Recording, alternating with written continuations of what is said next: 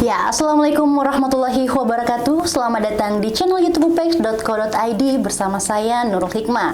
Nah, podcast ini bisa kalian dengarkan di Spotify dan beritanya bisa kalian baca di portal upex.co.id dan juga koran harian Ujung Pandang Express. Nah, sahabat Upex, sekarang saya sudah kedatangan tamu spesial yang sangat cantik pada kesempatan kali ini. Langsung aja kita sapa, ini dia Ibu Julia Putri Nur yang merupakan pendiri Jendela Pendidikan Nusantara JPN. Assalamualaikum Bu Julia. Waalaikumsalam. Ya, apa kabarnya Bu? Alhamdulillah. Tadi namanya siapa ya? Hikmah Bu. Hikmah. Waalaikumsalam Hikmah. Kabarnya baik, alhamdulillah. Alhamdulillah.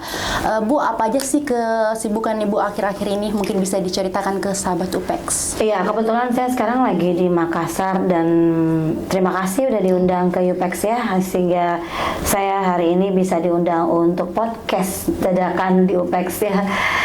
Ya, kesibukan saya semalam itu kita baru aja ada rapat kerja istimewa ya bersama dengan Jendela Pendidikan Nusantara untuk membahas program yang setelah pandemi ini cukup lama Jendela Pendidikan Nusantara itu stuck karena memang di samping pengurusnya kemarin itu tidak bergerak karena adanya pandemi. Akhirnya ketuanya kita ada penggantian dan pengurusnya juga banyak penggantian. Jadi semalam itu kita merapatkan itu untuk tahun ini mulai lagi kita bergerak. Nah Bu, untuk Kota Makassar ya. Oh iya. Nah Bu, pada kesempatan kali ini mungkin beberapa sahabat Upex atau Hikmah juga Bu kepo tentang JPN. Mungkin Ibu bisa sedikit cerita tentang apa itu JPN, kapan didirikannya, dan kira-kira apa aja sih programnya Bu? Oke, silahkan. Sebenarnya JPN itu adalah, tadi Hikmah udah sebutin bahwa Jendela Pendidikan Nusantara. Baik. Itu didirikannya 2013. Sebenarnya dia lahirnya itu, walaupun pergerakannya memang dari Makassar ya, tapi itu dulu belum punya nama. Saya belum punya nama tuh tahun 2004. Tapi dia akhirnya bernama Jendela Pendidikan Nusantara itu di kota Jogja. Tapi dia dilegalkan di kota Jakarta. Sehingga namanya menjadi Jendela Pendidikan Nusantara. Nah, kenapa itu saya dirikan? Karena memang pada dasarnya konsentrasi kita lebih kepada cegah, didik, dan dampingi. Untuk apa? Pendidikan. Bukan pendidikan bukan karena belajar mengajar aja, tapi lebih kepada circle yang ada di dunia pendidikan. Pendidikan itu bukan berarti kita di sekolah ya. Lebih kepada anak-anak didik dan sekitarnya, apakah itu perempuan sebagai ibunya atau anak-anak usia didik itu kan dari usia PAUD sampai mahasiswa tentunya. Nah, habis mahasiswa kan ibu. Nah, itu semua masuk ke dalam circle itu. Sehingga apa aja yang kita perhatikan, pola ajar, pola asuh, sehingga pencegahan terkait apa hal-hal yang berbahaya buat anak didik kita. Misalnya ada bahaya bullying di sekolah, kekerasan seksual, terus ada bahaya sosial media, pergaulan bebas, bahaya tentang sesama pergaulan mereka, bahaya dari orang tua ke anak, guru ke anak. Begitupun sebaliknya, kita juga mengadakan advokasi terhadap murid ke gurunya. Tapi juga sebaliknya, guru juga kami advokasikan karena kan ada cegah, didik, dan dampingi. Dampingi itu bukan berarti kita cuma mendampingi hal-hal terkait dengan advokasi guru ke anak, tapi guru pun kadang-kadang kita bisa pendampingan kalau ada hal-hal yang guru butuh perlindungan. Nah, JPN itu sendiri juga lebih konsentrasinya terhadap karakter, sehingga kita ada sebuah program unggulan yang kita luncurkan namanya Upgrading Personality Plus. Karena kita tahu bahwa semua para mahasiswa, siswa ataupun halayak umum, mereka kan sudah belajar, udah sekolah, sehingga kita bilang Upgrading Personality Plus. Mereka sudah belajar, yang kita tingkatkan lagi upgradingnya, kita upgrading lagi dan kita berikan plus lagi secara karakter, sehingga yang kita tingkatkan adalah personality. Personality itu banyak hal di dalamnya, yaitu adalah karakter, adalah personnya di dalam diri seseorang. Itu kan di sekolah nggak diajarkan tentang kamu bergaul tuh gimana sih enaknya, nyaman gak sih sama lu tuh bergaul, ya kan? Jadi orang tuh seperti apa sih yang baik? Di sekolah kan nggak diajarkan kamu menjadi orang yang nyaman, kamu jadi orang yang tahu menempatkan diri, kamu jadi orang yang punya sopan santun, kamu jadi orang yang budi pekertinya baik, kamu jadi orang yang beretika, kamu jadi orang yang tahu batasan, kamu jadi tahu orang yang bisa bersahabat dengan baik. Itu semua diajarkan di dalam karakter, pembentukan karakter. Personal branding juga ya? Personal branding kita. Jadi misalnya, Hikmah ini kalau jadi teman tuh baik banget deh, dia tuh tahu menempatkan diri. Nah itu, kan kadang-kadang baik belum tentu benar. Ya, benar-benar. Nah jadi kita di dalam upgrading personality itu, kita akan mengajarkan hal-hal yang mungkin di sekolah nggak kamu dapat.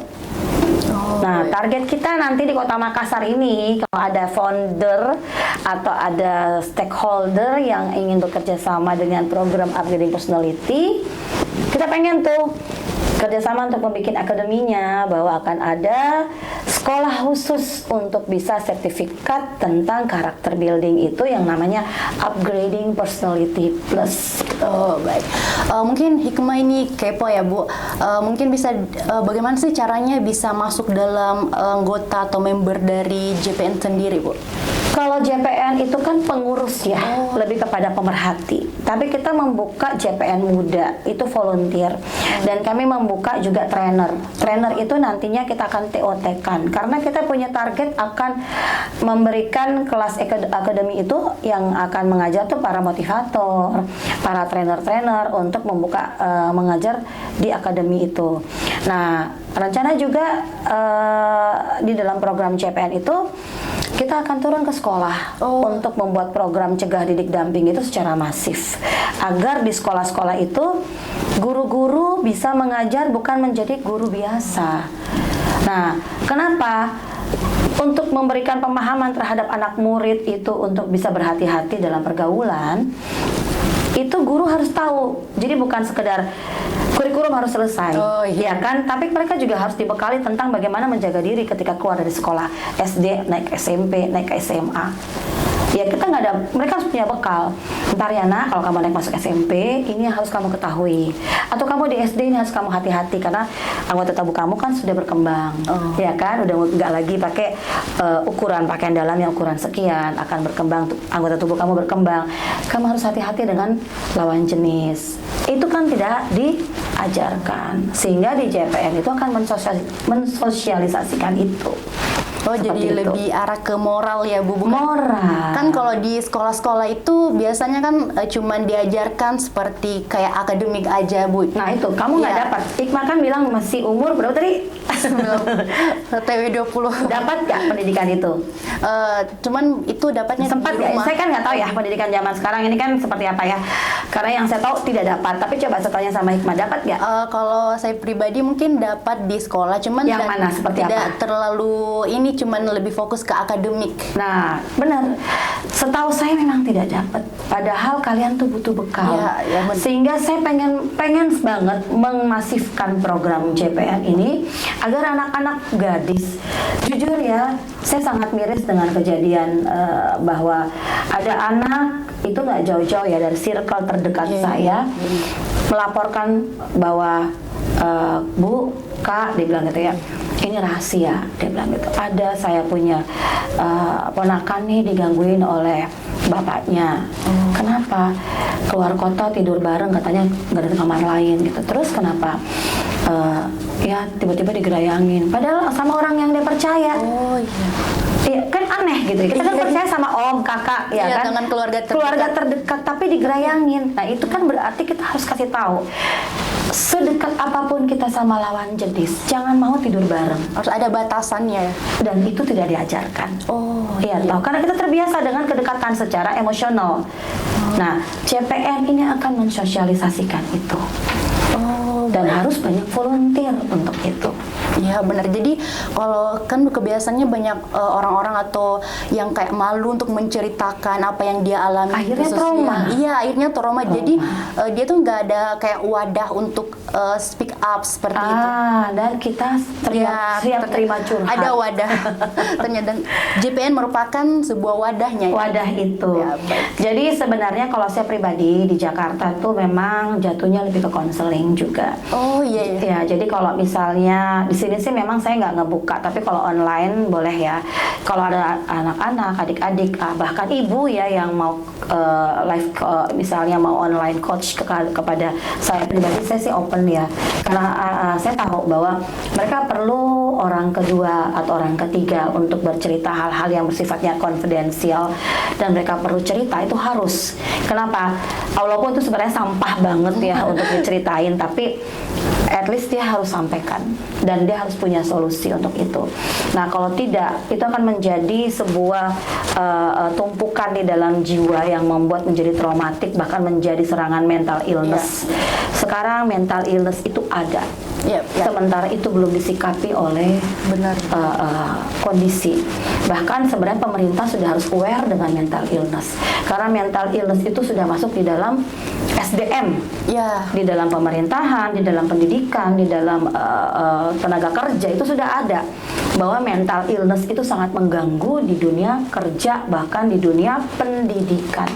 Ya, benar sekali Bu, karena kalau menurut saya pribadi, yang mungkin ada teman-teman dia tuh kayak yang sering kayak curhat tentang mentalnya seperti ini, dan dia tuh kayak nggak berani untuk kayak speak up, cerita ke teman-temannya atau orang terdekatnya, karena dia itu kayak takut untuk mendapatkan kayak celah atau dibully kan? Itu. Ya. Nah itu mungkin menurut saya pribadi, menurut hikmah pribadi itu hal yang kurang baik atau nggak benar ya. Seharusnya kalau ada sesuatu yang terjadi, kita kan bisa kayak curhat, ada tempat atau wadah yang untuk kita cerita dengan masalah kita seperti itu, Bu. Benar. Jadi sebenarnya dulu saya menjadi konselingnya Fajar loh. Baru jadi tahu. Miss Curhatnya Fajar. Ada dulu namanya kolom keker ya. Nah, di situ saya adalah Miss Curhat, Miss Julia. Memang saya dari dulu saya memang fokus kepada heart ya. Memang saya lebih fokus kepada hati, karena saya tahu setiap anak itu perlu selain orang tua, ada tempat yang dia percaya untuk cerita. Sehingga makanya JPN ini lahir memang betul-betul ingin mengorek masalah pribadi, mengorek masalah mental, mengorek masalah psikologi, mengorek masalah karakter, karena itu yang paling fundamental dalam diri manusia. Sehingga bukan gaya-gayaan bikin organisasi. Saya bukan pengen heboh-hebohan bikin organisasi, tapi memang panggilan hati, panggilan nurani bahwa ayo teman-teman, siapa yang ingin bergabung di JPN, mari kita bergabung sama-sama. Adik-adik kalau mau jadi JPN muda yang mau gandeng sama-sama teman-temannya, ayo kita kumpul semuanya yang pengen menjadi volunteer, ayo kita gabung. Siapa tahu memang dibina di JPN nantinya apa sih sebenarnya tujuan JPN. Nah, memang kita mau gandeng-gandeng nih sama-sama untuk bisa tapi sifatnya harus konfidensial, karena kalau kita dicurhatin tuh nggak boleh diceritain. Gue tahu lo ceritanya si A, itu nggak bisa, karena memang di JPN itu sifatnya kita akan membuat nyaman orang berada di kita. Nah, tapi nanti kalau yang menjadi penyembuh atau menjadi solver memang belum ada siapa-siapa, baru saya pribadi yang kadang-kadang ditempatin curhat untuk bisa solver. Saya belum berani memberikan solver kepada siapa-siapa seperti itu. Tapi kalau misalnya adik-adik hanya sebagai volunteer boleh ngebantu gitu loh. Nah, itu kalau yang JPN muda. Tapi kalau kakak-kakak yang lain paling motivator ya. Itu boleh menjadi motivator, karena nanti akan ada kelas yang akan kita coba buka.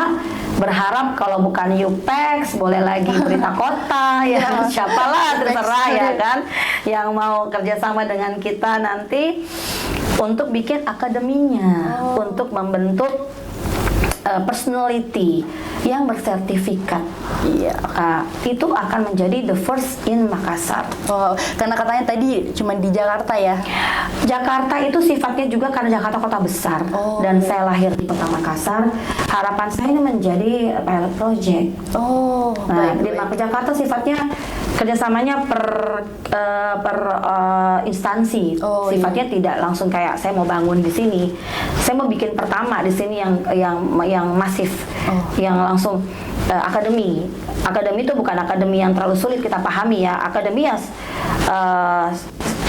kayak kursus, tapi kita akan namakan akademi agar nanti jatuhnya mereka keluar dari sini mereka akan merasa nyaman bahwa saya sudah dididik secara karakter gitu loh. Even itu adalah basic Ya, gitu loh. Hikmah, mau nggak? mau pengen sih kalau untuk Hikmah pribadi pengen sih join, cuman kalau jauh Jakarta. Oh enggak, Jakarta Makassar kan? Oh, Makassar. Dan ini ada ibu kita satu ini kan pengurus Makassar itu ada, iya. bahkan provinsi sudah ada. Kamu belum nanya sama saya. Oh iya, tadi lupa. Iya. Oh ya, nanti kalau setelah ini mungkin. Ya, jadi mungkin kalau ini mungkin kayak berbicara seperti tentang mental illness kayak begitu, cuman kebanyakan orang-orang mungkin kurang kayak care atau peduli dengan lingkungan sekitar tentang masalah mental. Mungkin mereka itu orang-orang di sekitar kita, kalau menurut aku pribadi ya, kalau orang-orang sekitar aku masih kurang kayak kritis, paham dengan pentingnya itu sebuah kesehatan mental seperti itu. Iya, jadi lahirnya JPN itu pada dasarnya berawal dari itu, cuman dulu namanya belum mental illness. Oh, iya. Dulu belum ada kalimat kata yang bisa membrand itu menjadi mental illness, tapi berawal dari curhat kan. Curhat itu kan orang-orang terganggu perasaannya, terganggu pikiran dan jiwanya. Nah, dari situ kadang-kadang ada serangan-serangan ingin bunuh diri, serangan ingin mengurung diri, serangan ingin menjauh dari kehidupan, serangan ingin kayak tidak percaya diri, bahkan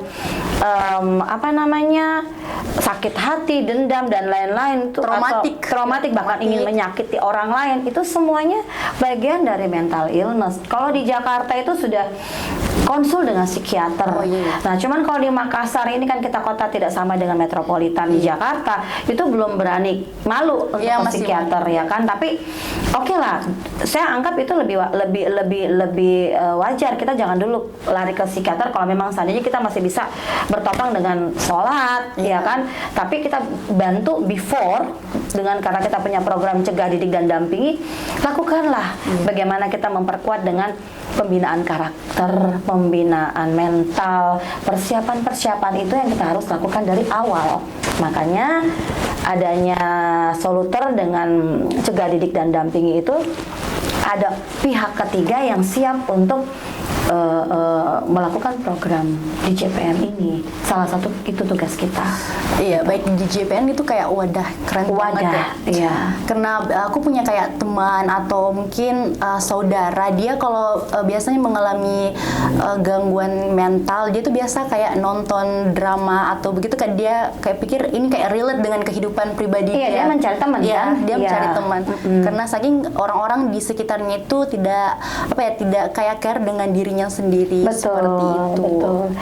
Jadi sebenarnya penyaluran itu, makanya kita di JPN juga ada penyalurannya ke bakat. Oh iya. Lebih kepada seni, lebih kepada budaya. Misalnya ada salah satu pelarian kita adalah di perfilman. Oh iya. Acting, ya mungkin kan? bisa diceritakan. Iya, jadi teman-teman di JPN itu akan membuat film-film pendek yang nantinya outputnya juga itu adalah film pendek yang untuk memberikan inspirasi bahwa contoh nih, film pendek itu adalah sebuah nasihat tentang bullying, tentang kekerasan, tentang bahaya pergaulan bebas. Nah, itu kan apresiasi mereka menyalurkan bakat daripada dia menangis terus tentang daripada dia galau. Mendingan dia bikin film-film pendek yang akan digunakan oleh JPN untuk bersosialisasi.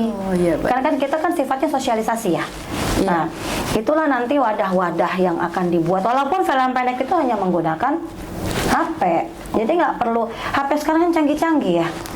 Nggak usah capek-capek beli alat yang mahal, karena HP sekarang pun resolusinya udah bagus, sehingga JPN pun dengan apa adanya memberikan itu kesempatan untuk bersaing agar mereka bisa menyalurkan bakat-bakatnya dari hal terkecil menjadi sesuatu yang besar.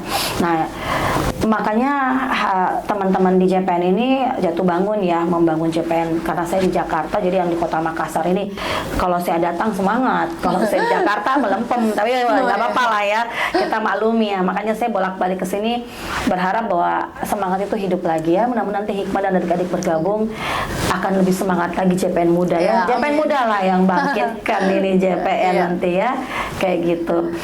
Itu sayang salah satu solusinya. Ya baik, keren sekali. Mungkin tadi berbicara soal film, Hikmah dengar-dengar nih, Ibu Julia sedang ikut berpartisipasi dalam sebuah film. Mungkin bisa diceritakan sedikit. Jadi gini, saya kan mengajak orang, saya memimpin dan membentuk organisasi. Automatically saya juga harus mampu menjadi orang tersebut. Begini, setiap manusia pernah mengalami kegalauan dalam hidupnya. Ya, pasti. Setiap manusia mempunyai masalah. Saya harus bisa way out dulu. Saya harus bisa keluar dari permasalahan itu. Sehingga saya bisa membuktikan kepada orang banyak bahwa saya adalah orang yang pernah melewati fase-fase itu. Dan Hikmah tahu, saya juga kan baru mengalami kedukaan yang belum lama ya. Sehingga saya juga harus bisa move on dari permasalahan hidupku, baru saya bisa nggak sekedar nasihat ya kan, jangan sampai gue juga mengalami hal yang parah tapi nggak bisa keluar ya. Tapi mau mengajak orang keluar ya nggak sih, jadi bukan sebuah inspirasi dong. Nah, karena saya sudah bisa step by step keluar dari setiap permasalahan kehidupan, makanya itulah membuat saya mengajak orang untuk come on, aku bisa, move on, kamu harus bisa, sehingga aku bisa melakukan A, kamu juga harus bisa melakukan A, walaupun tidak sama A-nya, A kecil juga nggak apa-apa ya kan, nggak usah A besar. Nah, film adalah salah satu multi talent kan, kita bisa menyanyi walaupun tidak merdu, bisa menyanyi, bisa main film walaupun tidak dapat piala citra, tapi bisa ya kan. Film adalah salah satu yang saya bisa lakukan.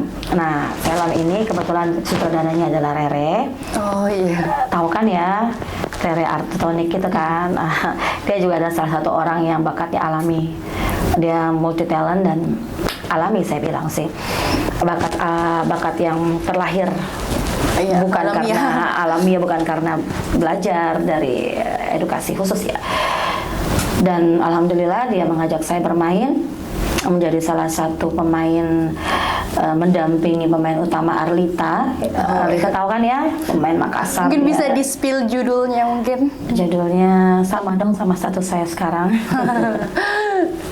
Nggak promosi karena kebetulan memang almarhum baru meninggalkan saya belum 100 hari.